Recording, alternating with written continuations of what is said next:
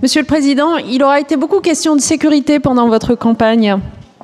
Dans une période de campagne plus classique, avec sans doute plus de débats contradictoires, vous auriez été amené à préciser vos intentions, peut-être à reconnaître les limites de votre bilan en la matière.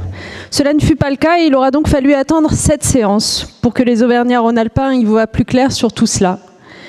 Un mot en incise, si vous me le permettez, je crois pouvoir dire qu'ici, chaque conseiller régional est conscient de la nécessité pour les pouvoirs publics d'être aux côtés de nos concitoyens insécurisés dans leur vie quotidienne.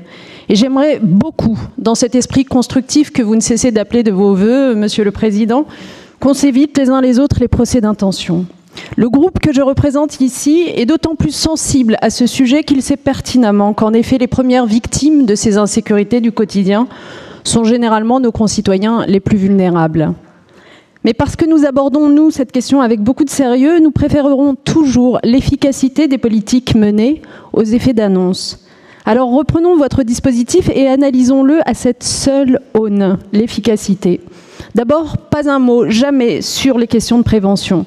Qui doute qu'on ait besoin de prévention pour lutter contre la délinquance et les incivilités? Vos économies de fonctionnement sur la convention TER ont indéniablement généré une hausse des actes de délinquance. Donc si nous voterons évidemment l'augmentation des effectifs de la SUGE, nous redisons que cela doit être accompagné d'une remise à niveau des effectifs de la SNCF contractualisés. Sur certains sujets, vous révisez vos dogmes, fini vos portiques de sécurité inefficaces, enfin de la présence humaine autour des lycées. Sur d'autres, les actions territoriales, toujours cette politique de guichet destinée à subventionner de la vidéosurveillance, faisant de notre région un équipementier plutôt qu'un partenaire des collectivités.